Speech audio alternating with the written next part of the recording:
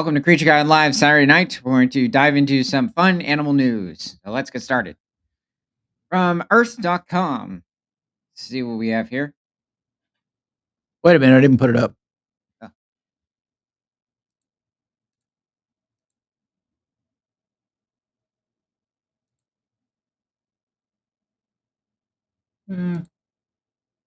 Go here. all I know is that somebody that lives in a big blue house is on the screen. Anyway, okay, so are we ready? Okay, here we go. Invasive brown bears are digging up Japan's artificial forests. Well, um, despite the other situation that's going on in Japan at the moment with a series of brown bear attacks, this is interesting. In Hokkaido's Shiratoko Peninsula, Japan, the presence of invasive brown bears and artificial conifer forests have been linked to significant disruptions in tree growth, the recent study reveals. Well, that's interesting. I'm a bit confused as to like how many brown bears there are on the island of Hokkaido, which is the northern island of Japan. I've seen estimates of somewhere between 2,300 to 3,000 bears, but then as many as somewhere between 11 and 16,000 bears, which is immense for the area. That would make it like the most dense population bears on Earth. Like outside of that, you have Admiralty Island, which is a small island off the coast of Southeast Alaska, which has, well, it's about half the size of Yellowstone, so somewhere around 1,500 square miles, or I'm not sure how to convert that to kilometers at the moment, but there are around 560 people on the island and over 1,700 brown bears. But looks like Hokkaido is more. Researchers investigating the interaction between these bears and reforested areas found that the bears' search for cicada nymphs, an atypical food source, leads to root damage and soil nitrogen alteration, subsequently stunting tree growth. Wait. What's a nymph? Nymph, I believe it's when the cicadas are emerging and the bears are going after them. It's a pretty popular food source for black bears in eastern North America, but not so much for brown bears over in the west or different parts of central Canada. This behavior, peculiar to human planted conifer forests, underscores the unintended consequences of artificial afforestation efforts and the complex dynamics between wildlife and human modified landscapes. It's really interesting to hear. I mean, when it comes to bear behavior, you don't hear very or even see very much that comes out of Japan, which is quite interesting. There's a bit more bear research that goes on with different Asiatic black bear populations over in mainland East Asia. Not even so much for the black bears over on the um, island of Honshu, which is just south. It's the main island of Japan, so just south of Hokkaido. And the Asiatic black bears do not coexist with Asiatic brown bears on Hokkaido, Japan. The Shiratoko Peninsula, a World Nature Heritage Site, is known for its rich biodiversity and is home to Japan's largest brown bear population. Yeah, no kidding.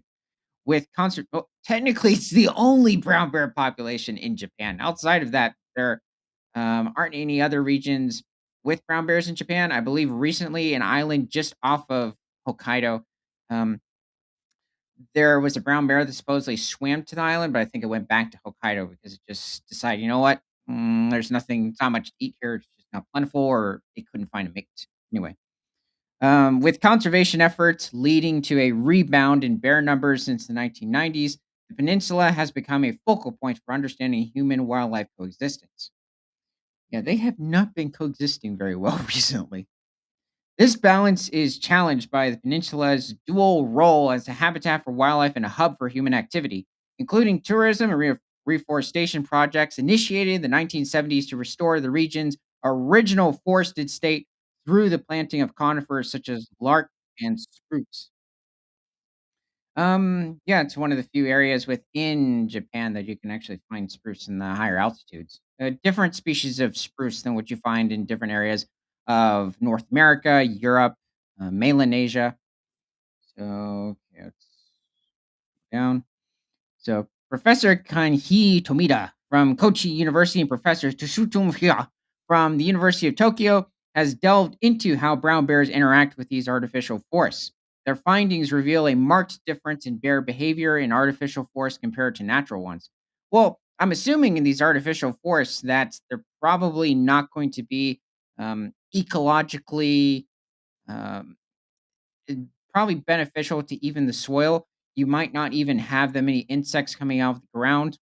I'm guessing the trees are going to be too clustered together, and that also blocks out room for the ground dwelling vegetation to occur, which actually provides more food for not just the bears, but the deer in the area. Possibly if there are any boars in Hokkaido. There's also another subspecies boar on the island of Honshu. But anyway, let's keep going. In our latest study, we found that brown bears have been negatively impacting the growth of replanted larch conifer trees.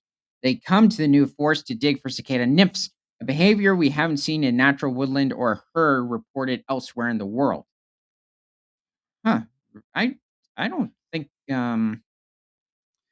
well, if you're talking about artificial forests, that's possible, but I would think that occurs with American black bears over in different parts of eastern North America.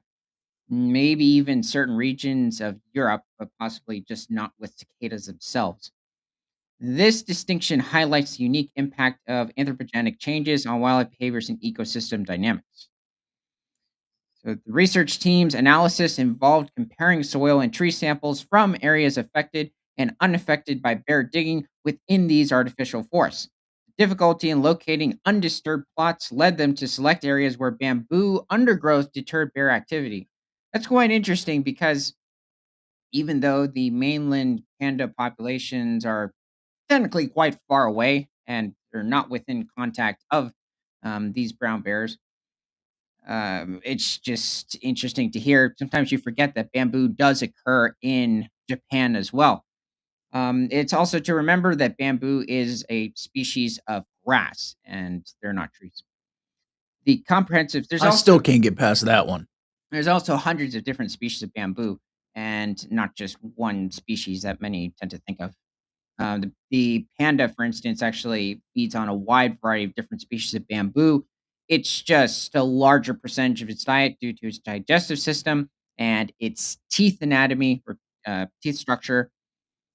Um, Occasionally, you might have it where it's feeding on fish, bird eggs. There have been reports of pandas even going after deer occasionally, but for the most Yet all part, we've ever heard is that they eat bamboo.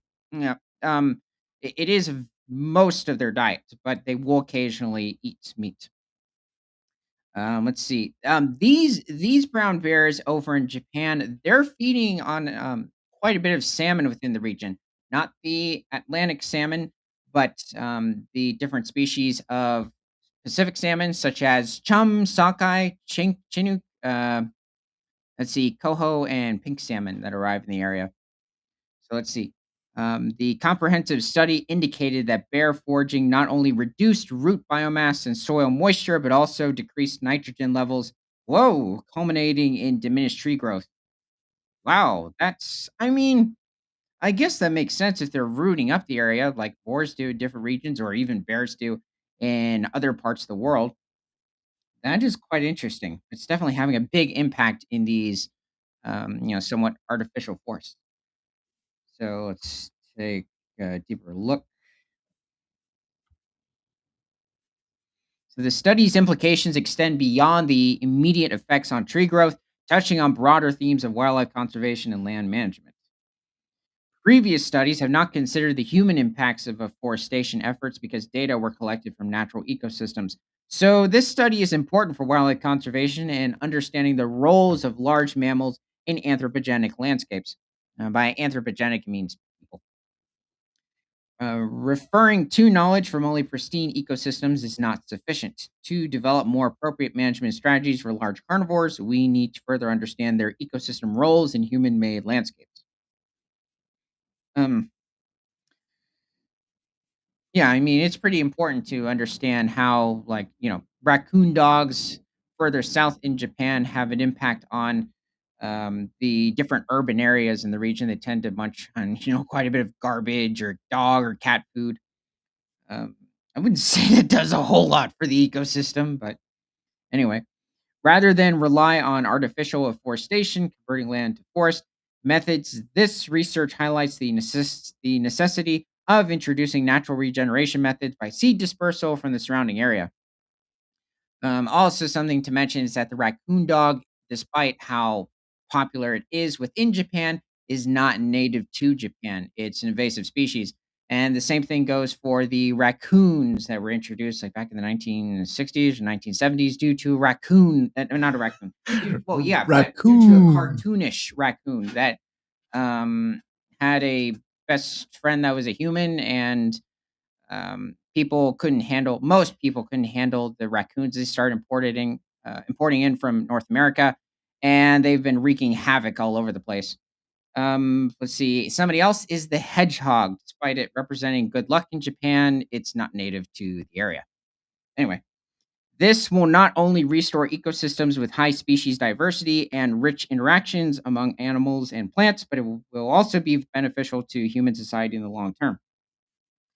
Um, well, I'm guessing if, especially these trees are needed for logging, that's probably true. The challenges faced by Shiritoko's brown bears, including limited access to traditional food sources due to human encroachment and climate change. What?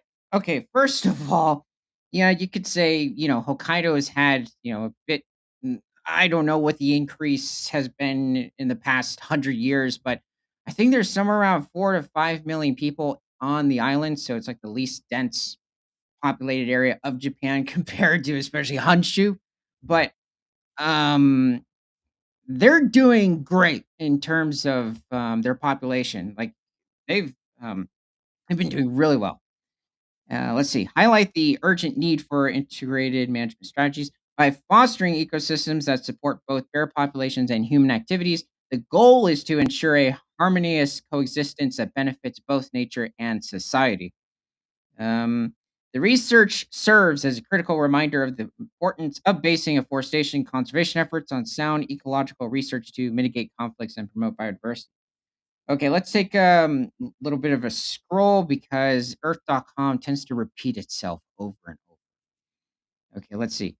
Let's take a look what's going on here.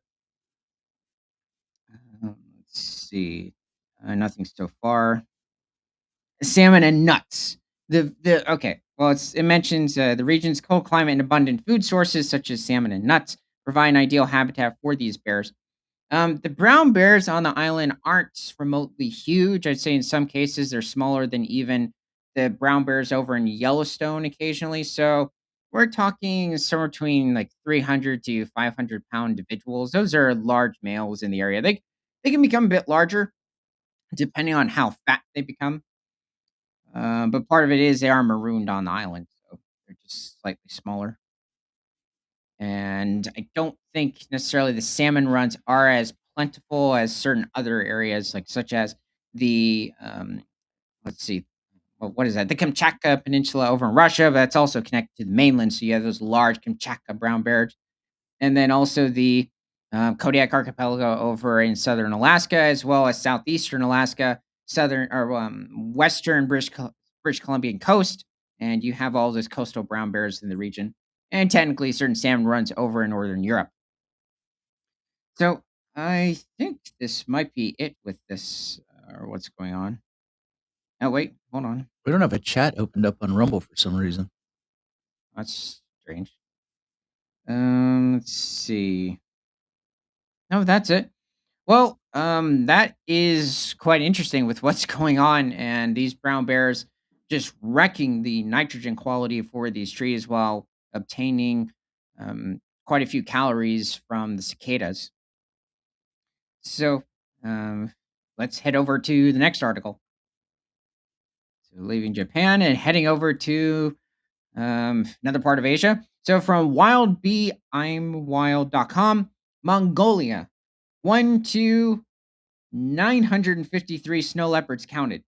Is that for the whole country? Whoa, that is I'm not sure if that's a good thing. Well, has the population increased or that is I mean it's still low. Anyway, let's take a look.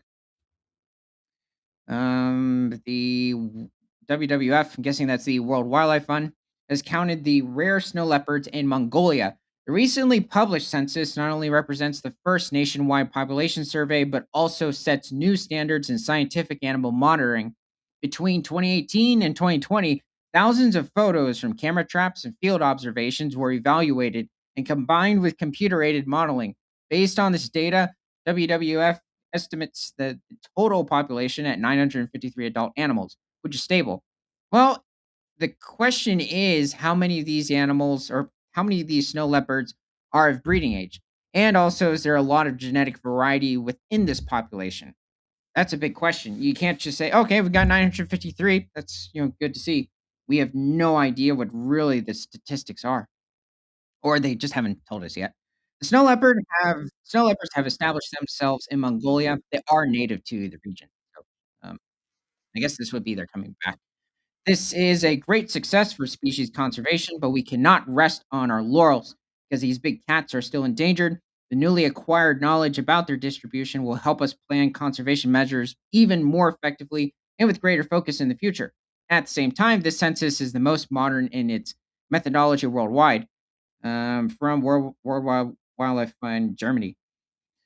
So, another thing is like, where are these specific individuals? Are they within a close proximity of each other? Snow leopards can have very vast territories, but you still have it where they can come into contact with one another quite easily. But we have no idea. Mongolia is not a small place. So let's take a deeper look. So, the snow leopard census began in May 2018 and ended in October 2020. Together with partners, World Wildlife Fund surveyed and mapped all potential habitats in Mongolia and deployed 1,475 camera traps. Field observations were conducted in 1,017 selected sample areas in the high mountains to detect snow leopard presence. These included territorial markings, calls, and paw prints. Snow leopard prey, the Argali wild sheep, and the Siberian ibex. So we're talking about sheep and well, the sheep being the Argali wild sheep, which I think can reach over 250 pounds. The Siberian ibex, I believe, is somewhere around 200 to 300 pounds, which I believe is different subspecies from the Himalayan ibex. Were also recorded. In total, the camera traps recorded 242 different snow leopards. Huh. Well, the question is like, where are these camera traps located? I mean, are they just situated within a certain amount of square miles or square kilometers, or are they far in far off in different areas of Mongolia? So, based Well, on these, what, did you know there were that many there? there was an estimate for snow leopards in Mongolia, and for most countries in Asia, there were hardly any estimates. There have been hardly any estimates because it's such an elusive creature.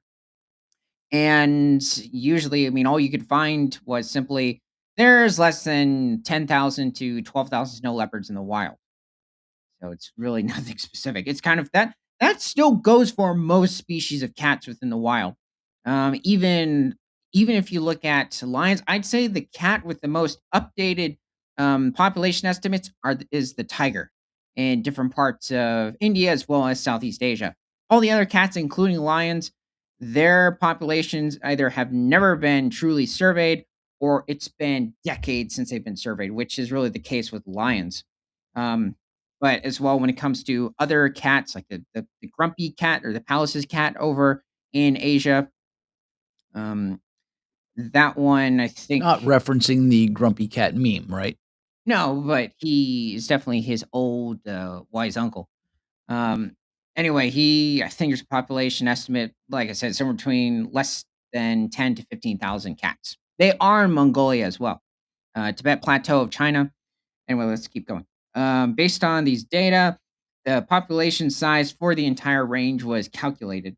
For the first time in Mongolia, camera trap data, well over 500,000 photos, sheesh, and videos, were combined with tracks and prey counts collected in the areas in geographic computer modeling. So let's take a deeper look.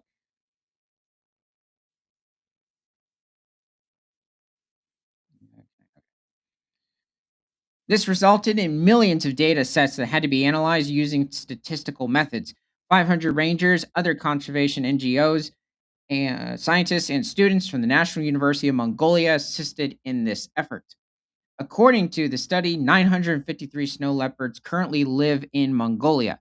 This corresponds to the highest statistical probability among the 806 to 1127 individuals found there. Previously, we assumed, yeah, I was wondering before we continue, like, was the 953 estimate like the largest, or was it possibly even the lowest, or somewhere in between? Okay, this makes sense. It's that middle estimate number. Previously, we assumed the number was between 500 and 1,000 individuals. The new value is at the upper end of that estimate. This gives cause for optimism. Furthermore, the survey provided evidence that the entire distribution area of 328,844 square kilometers. I'm going to guess this is somewhere around 150 or 160,000 square miles. Whoa, that just hit me. That's actually quite immense. Because I'm thinking, I'm like, okay, oh, okay. So this is somewhere around half the size of Texas. I don't know what would that be, like Colorado or something? Maybe Montana. Montana, maybe. Are you actually asking me? I This don't is know. probably Montana might be slightly larger. Anyway, is okay. So it's about 3 times larger than previously assumed. Um. Oh, wait. Is it actually much smaller? Hold on. Let's take a deeper look. It includes, among other things, the entire Altai and Sayan Mountains in Mongolia, most of the Kungai Mountains, with an estimated 4,000 to 6,400 individuals living in the high mountains of Asia. Oh, geez, that's even lower than I thought. Now it's 4,000 to 6,400. Sheesh. Okay. The snow leopard is one of the rarest big cats in the world. Yeah, obviously. Poaching of both. Yeah. Okay. Let's keep going. Come on. I want something else. Um. Okay. The newly acquired data will contribute to this. We can now better determine exactly where the big cats occur and where potential hotspots for such conflicts are. This benefits not only the protection of snow leopard, but also its environment. Big cat is an indicator of an intact mountain ecosystems. If the snow leopard is doing well, so is its habitat. Ooh, Um, okay, well, I don't know specifically where those mountain ranges are within Mongolia. We still, I mean, like I said, I don't believe they know or have an idea of how much genetic variety it is and how many of these snow leopards are able to breed. This is also now bit of an older article, Do you but know how many cubs a snow leopard can have? four at least. I think it's possible they can have six or seven. That's a huge litter, though. The snow leopard population survey was conducted as part of the population assessment of the World Snow Leopards Paws Initiative at the second Global Snow Leopard Conference in 2017. The 12 countries in which the endangered species occurs committed to surveying their populations by 2023. After Bhutan, Mongolia is the second country in which the survey has now been completed. It has the second largest snow leopard population in the world after China. I don't know what the snow leopard population in China is. I do know they inhabit pretty much most of Tibet, well, and sporadically, reaching about as far south as the populations over northeastern India, and I think even hitting like Pakistan, Kazakhstan, Uzbekistan, Kyrgyzstan regions. Wait a minute, how many snow leopards are they estimating? They're estimating 4,000 to 6,400. So it's not many snow leopards within China, whatever the population No, I is. meant in the world. Yeah, 4,000 to 6,400. So, basically 1,000 of them are just in, Yeah, in Mongolia. We don't even know how many are breeding age genetics. Anyway, this is good to see that there's an estimate out there because we before had truly no idea. Anyway, let's head to the next article. Let's see where this takes us. Okay, so from brnodaily.com. See, we have, I wanted to say Bruno until you read that. oh, yeah, I think I did too. Let's see. Wolves return to Czech Podají National Park after more than a century. This is good to hear. Gray wolves have returned to the Zimoho. region and the Padai National Park adjacent to Austria's Sayadalo National Park. After more than 100 years, the park's administration announced on its website yesterday. So, okay. The gray wolf is the largest canid that historically inhabited the entire Czech territory. Let's see, together with the links to the brown bear. Okay, hold on, I need to skip forward. It's kind of repetitive stuff. Okay. In recent years, however, thanks to natural migration from neighboring countries, including Slovakia, Poland, and Germany, wolves have been returning to the Czech landscape. You do have different populations of wolves. Germany, I believe, has somewhere around 1,100, a little more than 1,100 wolves roaming the country. Slovakia, I believe a few hundred at least. And then Poland, somewhere around the same population, at least last time I checked, as Slovakia, possibly a little larger. Um, but yeah, Czech, they're pretty rare.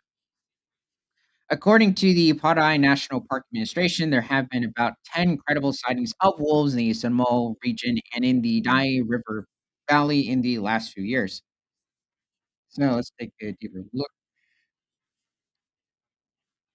Individuals have recently been spotted directly in the Padai National Park and in the surrounding open countryside. It can therefore be assumed that the occurrence of this carnivore will continue to be more frequent in the area. It is impossible to say whether a permanent pack will form in the Padai in the future. According to the administration, given the structure of the local landscape, this is not very likely, but cannot be completely ruled out. Nature conservationists confirmed the appearance of a wolf in mid January in the south of Moravia. They have had reports of wolves present in the Brzezina military training area near Vysko for some time. This is quite interesting. This isn't the first time that we've heard of certain animals popping up on different military bases. It tends to be quite common on Air Force bases, like over in different parts of North America. You have certain bears showing up at Air Force bases. Africa, you had the thing with the leopard trying to take over an Air Force base, and, see cheetah there was an Air Force base also in South Africa, I'm not sure if they still have the 2 roaming the area, they might, where they have a couple of cheetahs, I think they're sisters, and their job is to munch on any birds that happen to come upon the area and that are a threat to the aircraft, so they kind of they do benefit the Air Force base. Are we sure these birds these cats just don't wanna be pilots? We don't. They probably do. They definitely wanna ride skateboards. Anyway, it's a Cheeto joke. So, let's see, where were we? Since last autumn, there have also been several documented sightings from the open countryside around Vyoskana and Zidarna in the Blansko district. A group of 3 wolves recently ran at night through Orlovas near Vyskov and were recorded by a home security camera. Wow, so these individuals are taking over different areas. Well, okay, we don't know for sure whether or not that they are establishing territories, but definitely checking out the region. Oh, this is good to see with the wolf over in at least this part of Czech. So, let's head over to the next article, see where it takes us. So from the wyofile.com, 5 Wyoming elk herds have remained relatively unknown and uncounted until now. There's somewhere around 35 elk herds within the state of Wyoming, and I believe the state of Colorado, which has the most elk on Earth, has somewhere around, 44, 45 elk herds. I believe there's somewhere around, 150,000 to 200,000 elk herds. 150,000 to 200,000 elk within Wyoming. Okay, state wildlife managers are stepping away from herd inventories based on landowner and hunter satisfaction and toward population-based management. Bird inventories just sounds funny to me. Yeah, I'm trying to remember what that stands for. Maybe their population estimates of That's what it is. yeah, okay. It's just funny they're calling it inventory. Oh, okay, so here's I'm guessing is this a female or is this a bull he just lost his antlers? Seems a bit small for a bull, though. It's probably a cow elk. And here we have a couple mule deer bucks. The mule deer bucks and the does will split off after the rut, and so this is basically a small bachelor herd A mule deer. Elk will do the same. Moose will do the same. Whitetails, red deer, roe deer. Okay, so here an elk calf lingers amid mule deer. Oh, it's a calf. Okay.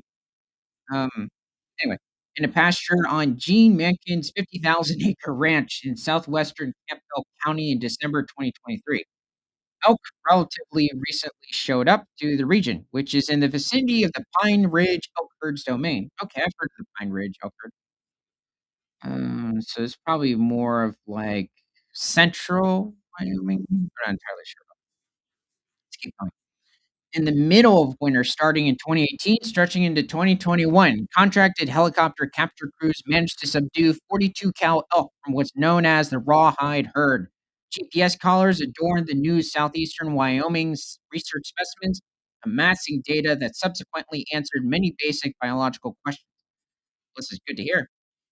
That's quite a number of elk that they captured. The branch of government that commissioned the work might come as a surprise. The Wyoming Military Department. This isn't surprising. There have been several states where the military has been involved with different, I think, wildlife capture operations or relocations. Let's see. It's because a good chunk of the rawhide herd's habitat doubles as Camp Guernsey Joint Training Center. These Platte County Wapiti, which is some Native American language for elk, or it's a wide variety of Native American languages. Technically, caribou for reindeer is like a mix of, I think, French and a certain Canadian Native American language. Anyway, not only have to avoid hunters' bullets and arrows each fall, they also have to cope with aerial training missions, artillery explosions, gunfire on the range, and the bustle of hundreds of soldiers sharpening their skills. Okay, I'd be concerned about the elk because these guys are probably trained themselves. So they're gonna be taking out the helicopters anyway. Um, Wolves will probably prevent that. The military and, in turn, state wildlife managers learned a lot, according to a Western Ecosystems Technology report that the Wyoming Game and Fish Department published in its annual update for the Laramie region. Ooh, Laramie. Okay, on mule deer in this area, as well as the elk. Military training activities displaced elk, especially in winter, and during those times, they sought out rugged areas. Surprisingly, animals tend to choose higher elevations during the coldest months of the year. That is surprising, especially they're descending further down. I've heard of this occur before, but yeah, this is quite surprising, especially in certain areas where there's a higher level of snowfall. But largely, the herd summered and wintered in the same region. They didn't migrate. I kind of wonder if there was maybe a less or smaller amount of snow and it was having a bit of a positive impact on the herds. Um, that's a good question.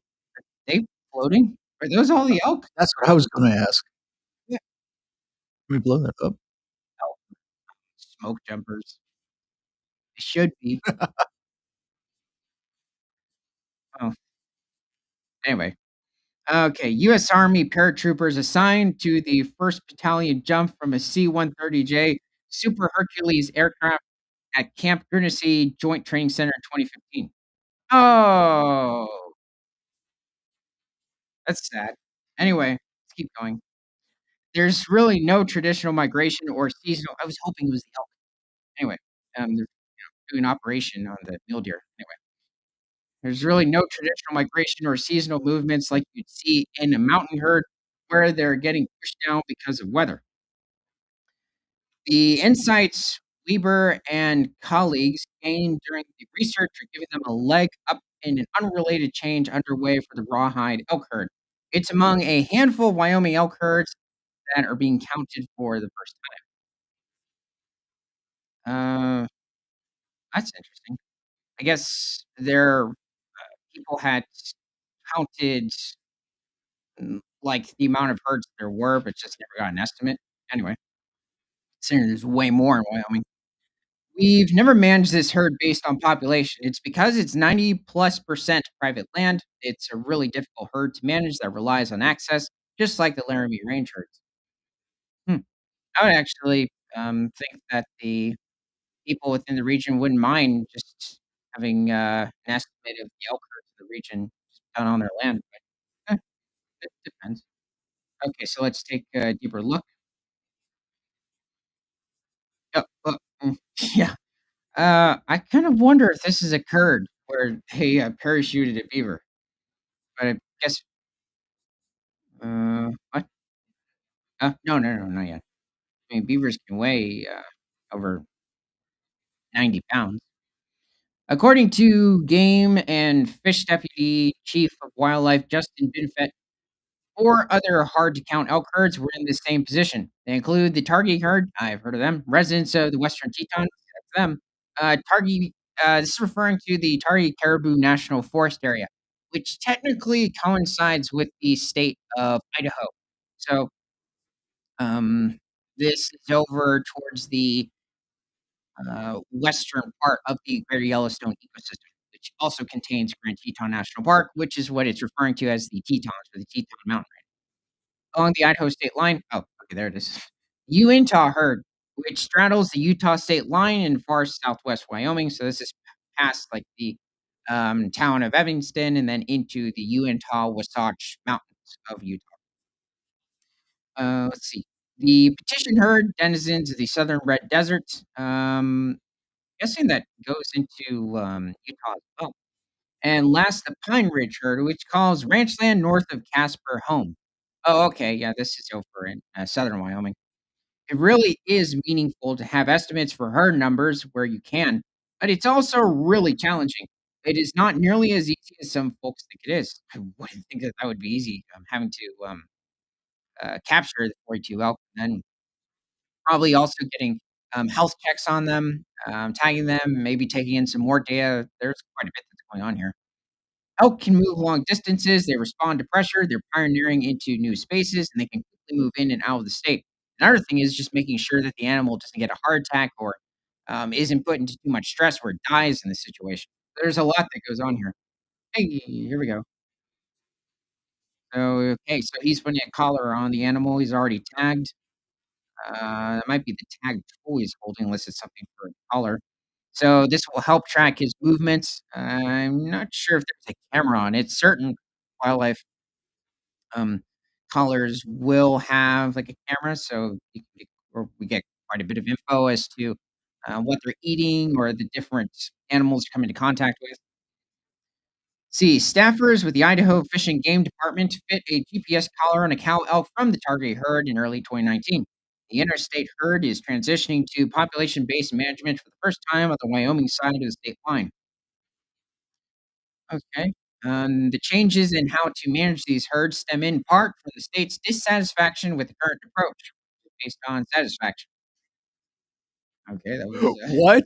I don't that was I think it was a good idea to start with, but satisfaction based objectives proved problematic in their practice a decade and a half later.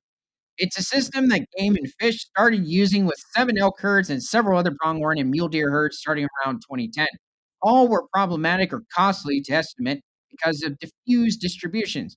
Lots of private land or factors like ungulates.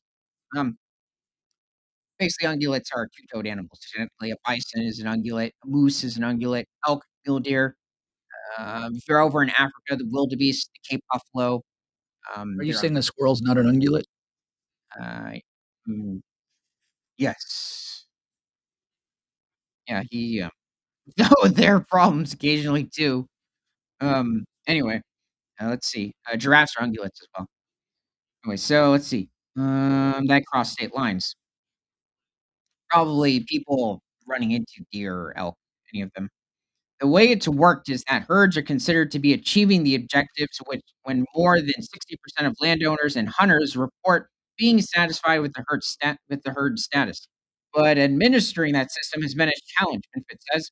Surveying enough landowners in a herd area annually can be a ton of work, and lacking satisfaction scores can have multiple meanings. It can mean both perceptions of too many or not enough elk. Another cause for the change was Wyoming's recently revised compensation program for grass that's eaten by elk and other ungulates. The new payment plan, which was preceded by a legislative fight, uses calculations that change if a herd is under or over its population objective. So I'm guessing that when it comes to the compensation, this is probably mule deer, elk, even white-tailed deer in Wyoming heading over and just foraging on too much hay possibly that's meant for people's cows, or maybe they're raising, bison or elk as well. So, that's my guess. Establishing population targets for the first time can be complicated, even scary. There's no existing hard data to go off of. And in places like petitions herds, habitat in the Red Desert, there are massive geographic expanses with elk at low densities. Okay, so here we go. This looks like we're about to get into some of the data we've been waiting for. If you classify or don't classify one giant group of 900 elk, it can really skew your assessment. Wildlife managers are leaning into technology to help. In the petition herd area, for example, pilots flew over to the region at roughly 3,000 feet off the ground and used infrared technology to help with counting. Oh, okay. So I was really wondering with people, especially for polar bears, to do one, two. Wait, is that the same one? Um, Artificial intelligence is also being used to help with telling elk captured in aerial images. Where are we? Bitter Creek, Tipton, I don't know, the Great Divide Basin, Money Creek, Alkali Creek. Let's see, the petition elk herd dwells in Wyoming's Hunt Area 124. So this is, I'm guessing, a certain, like, hunting unit. There are several within different states. I still don't know at the moment how exactly they're labeled, and I believe there's even different kinds. So, okay, 124 over here, I'm guessing here's 30 and 32. Okay, a high desert expanse that stretches to the south of Interstate 80 in the Red Desert. Okay, I might have been confusing a certain desert in Utah with the one in Wyoming, so there is a red desert within, Wyoming. Okay, but still a work in progress.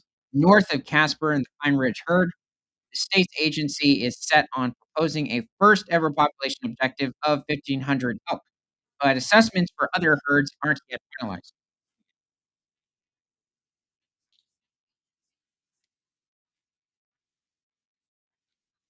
In the rawhide herd in and around Camp Guernsey, a recent aerial survey estimated 830 elk. Hmm.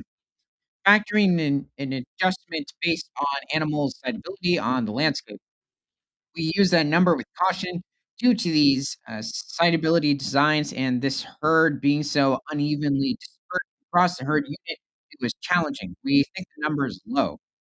First ever proposed population objective for the rawhide herd that Game and Fish rolled out to the public was 1,800 elk. It's a number along with the other herd goals that the Wyoming Game and Fish Commission will review at its September meeting in Lander.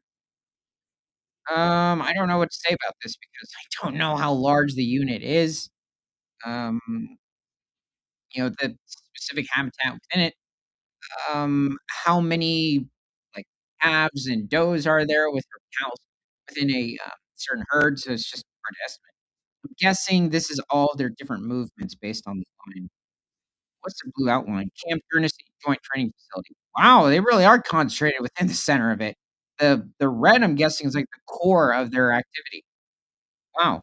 Except over here, pretty much avoid that. But here, they must be very accustomed to whatever occurs there, and probably even run the base. Anyway, um, number of elk movement paths, 52 to 91. Okay, so also elk, they don't make the immense migrations that what you see with, like, different populations of caribou, even certain populations of moose or, also known as elk in Europe. But, like, yeah, you have it where different populations of caribou and moose make much longer migrations than the elk herds in, the Western United States or even different parts of Midwest. The Midwest are kind of they're somewhat confined and, different parts of Canada. I'm not sure about the elk herds over in different parts of Northeast Asia because there are elk over in, Asia. Let's see. Movement paths of female elk using the Camp Courtesy Joint Training Center, Platte County, Wyoming, between January 18 February 2021. Hmm. So, um, let's see. Let's take a, oh, that's it? Okay. Well, that's somewhat good to hear. I actually don't really know what to say about that. Anyway, let's head over to the next one.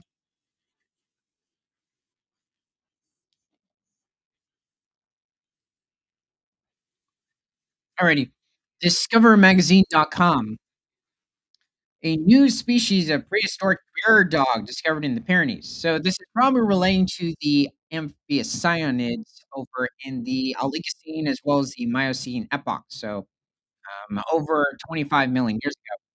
And yes, we have now dove into prehistory. So I'm guessing this could take place a little over 25 million years ago. Let's see who we're coming in contact with. This is a very good-looking drawing. So certain amphicyonids feeding on a beached whale carcass. This is also after the earlier predecessors to the whale have already become extinct, but they have led on to a wide variety of different species of cetaceans. And cetaceans are or is the family of mammals that consists of the whales, and hippos are closely related to them.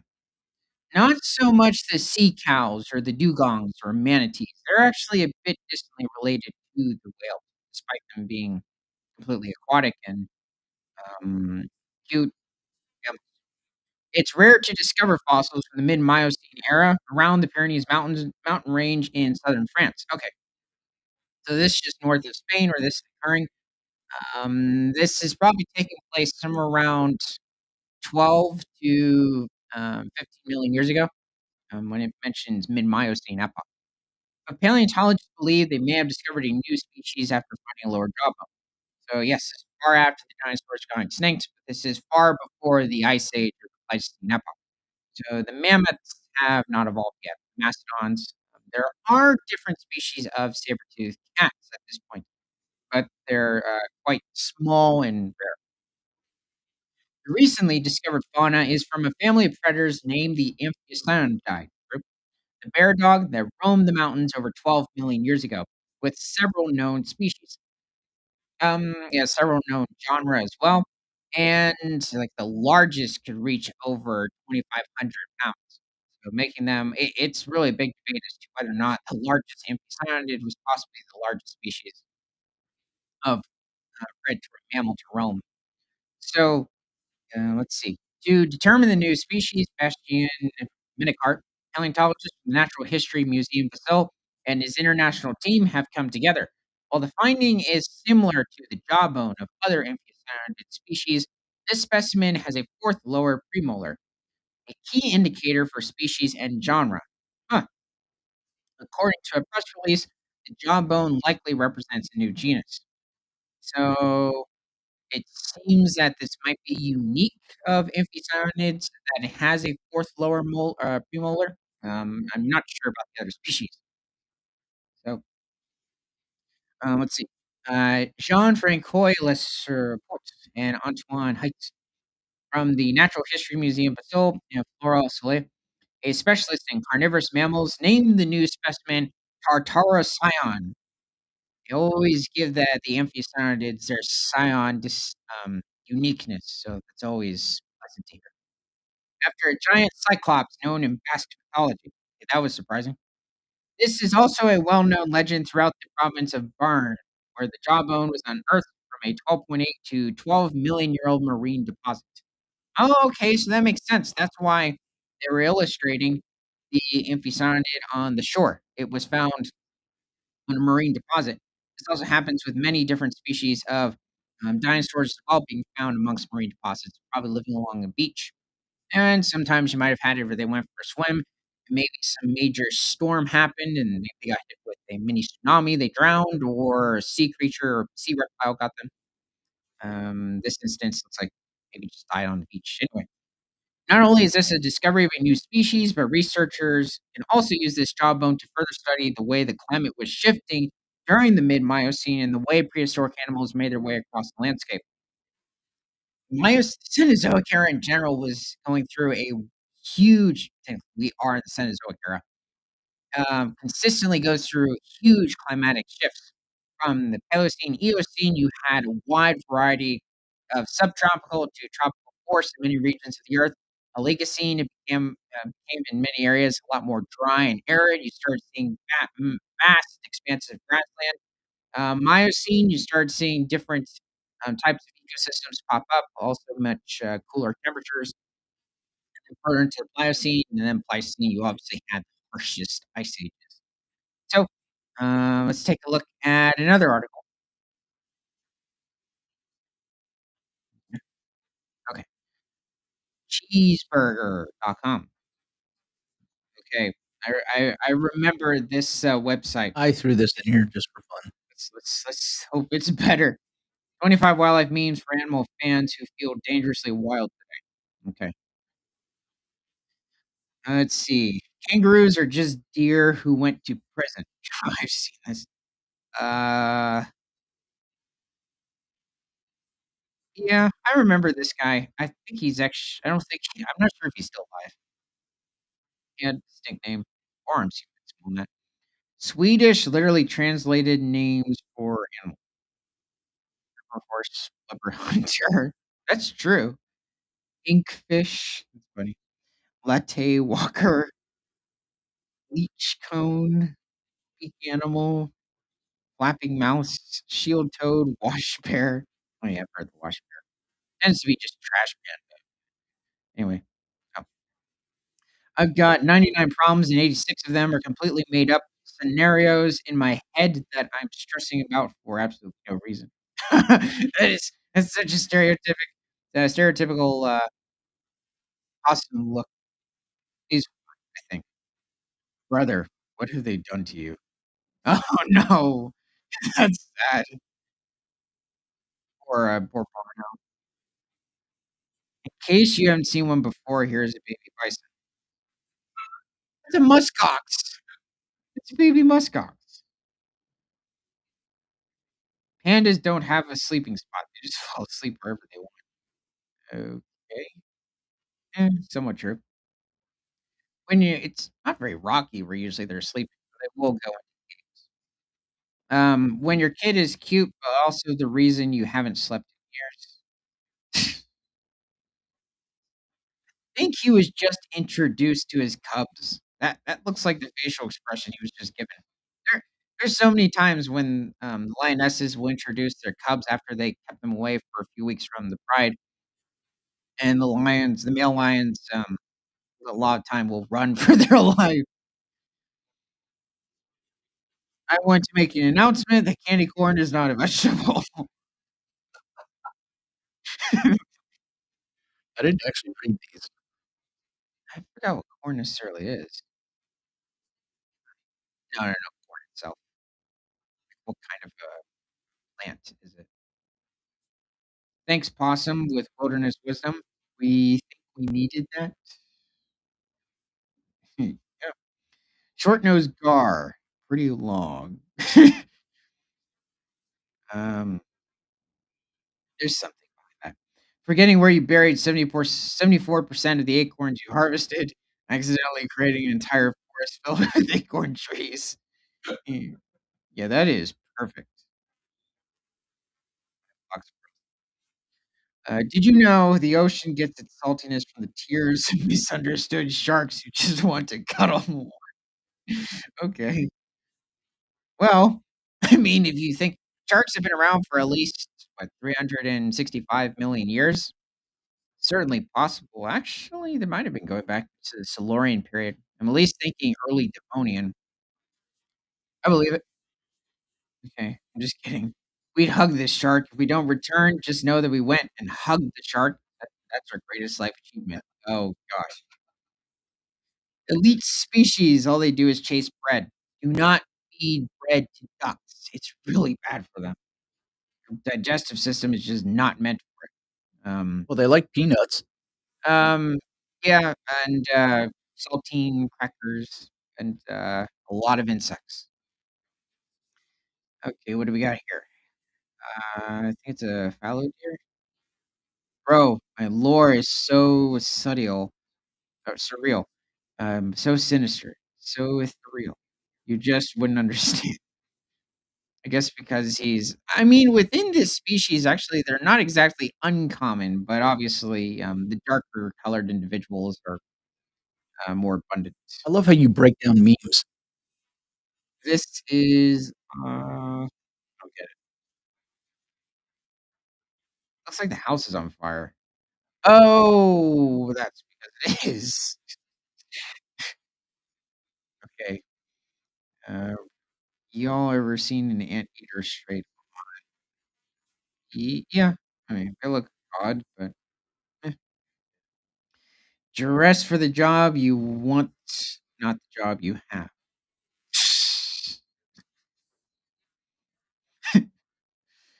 Summer schedule, 6 a.m. to 6 p.m., 6 p.m. to 6 a.m. I mean, that depends on the day, but, I don't know. If that's supposed to be like a deer or a horsefly, I don't know, they could be all day. Well, definitely a mosquito, whatever species it is, not sure what it is. Anyway, are you ready for summer? Because it seems that all the insects are. Yeah. Who's standing in front of us? Articulate. Real, recognize, real. Uh, somebody put, like, stuffed animal in front of the Something's wrong with that person's foot. yeah, I think it's a toy.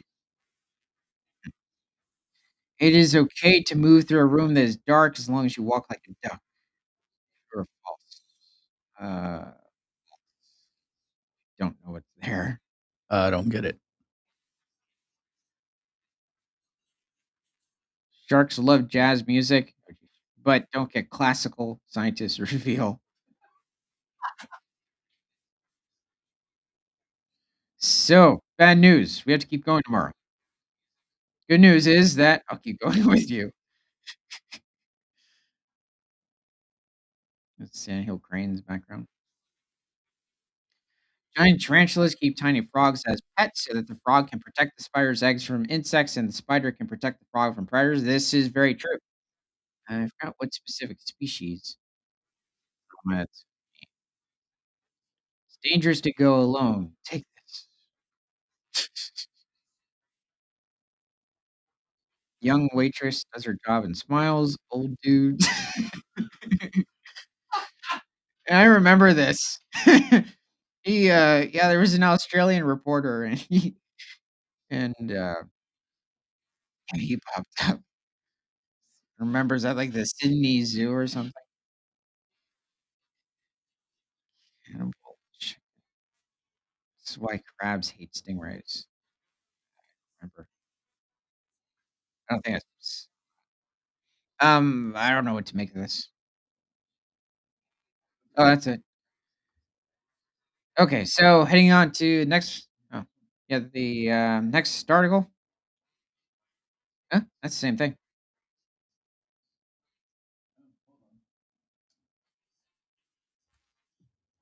Uh, the other one's coming up.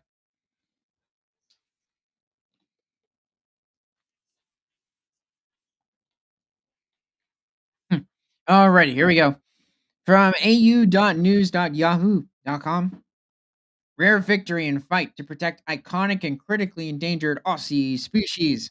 The southern brush-tailed rock wallaby is one of more than 100 Australian native mammals teetering on the edge of extinction. So let's take a look. Hey, there he is. He's definitely on a mission. Another 7 southern brush-tailed That rock. thing is tiny. Yeah, some of these guys, unless he's a younger individual, which is always possible, might not reach more than like 15 to 30 pounds. There's even smaller wallaby species, like around 8 to 12 pounds. Let's see. He's in the Jed Bindwela safe haven.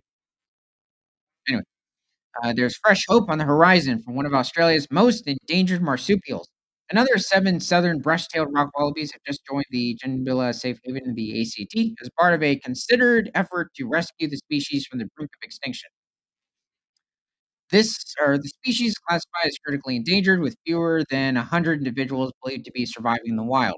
Ah, I'm guessing they probably don't have a lot of genetic variety, but not entirely sure because if you look at what's going on with Javan rhinos and Sumatra rhinos, both are around like the same stock, except I think there's actually more Javan rhinos. There's like 70 to 80 Javan rhinos over on the island of Java of Indonesia, and then over in Sumatra you have around 50 to 70 Sumatra rhinos. But despite their low numbers, the Sumatra rhino has better genetic variety than the Javan rhino does. So, um, that's interesting. Now, but we have no idea with this brush-tailed rock but that's really unfortunate. Anyway, with years of habitat loss, predation by introduced species such as fox and feral cats, yeah, they're really bad. They're probably some of the worst predators within Australia, and I'll stick the cane toads too. And shrinking gene pools bring the once widespread animal to the edge. Conservationists hope the latest arrivals will bolster the small but thriving colony at 120-hectare predator-proof sanctuary. I think there's like 2 acres and a hectare, so this would be somewhere around, what, 340 acres? With no, wait, 240 acres. Anyway, located within the Kidbinbala Nature Reserve, southwest of Canberra. By introducing new animals, the ACT Parks and Conservation Service hopes to improve genetic diversity, a vital step in protecting the population from disease, environmental stress, and the risks of inbreeding. The department told Yahoo News the goal is to create a genetically robust insurance population that can support broader recovery efforts and safeguard the species into the future. I'm guessing where they're placing these southern brush-tailed rock wallabies, there aren't going to be any dingoes within the region. I mean, as beneficial as dingoes can be for managing different marsupial populations, but especially the invasive um, animals in certain regions, you wouldn't want them in proximity with this rare species. And I'm guessing that they killed all of the cats and foxes, maybe even rabbits within the region. So let's see. While the number of animals within the safe haven remains small, we undertake ground surveys and use motion sensor cameras to determine where they have settled, if there are signs of injury, behavior, and reproductive status. Hey, there they are. Yeah, they're really small. So that's where they're releasing them. I guess it's just two of them. These carefully managed populations act as a safety net, allowing researchers and wildlife managers to repopulate suitable habitats in the future while avoiding the irreversible um, loss of unique genetic lineages. The aim is to have populations that can be reintroduced into the wild in the ACT and Victoria in the years ahead. Oh, ACT and Victoria, I'm just thinking of the states within Australia. Anyway, I believe it's Eastern Australia tends to be where most of the forest habitat is within the country. The safe haven launched in June last year with an initial group of 8 wallabies. Oh, there we go. Okay, that sounds better. Which adapted quickly to their new environment. Encouragingly, they began forming breeding pairs and producing joeys within months. A rare and positive milestone for a species under serious threat. That's really good to see. I mean, I wasn't expecting much of reproduction to occur, but this is immediate. Researchers continue to monitor the animals closely to track their behavior, health, and interactions with each other. The southern brush-tailed rock wallaby is among more than okay, so we already saw that. Once common across rocky outcrops and escarpments in southeastern Australia, its range has collapsed to just a handful of isolated populations in Victoria and New South Wales. Genetic fragmentation, where isolated groups can no longer interbreed, has further limited their chances of long-term survival. Oh, well, that's a closer picture. He definitely looks healthy. I mean, his fur looks very clean. Yeah. So, I guess he shortly hopped out after that, but he looks very healthy. He doesn't even seem to have too much of, like, a frightened expression on his face. He seems calm. Small okay, let's see.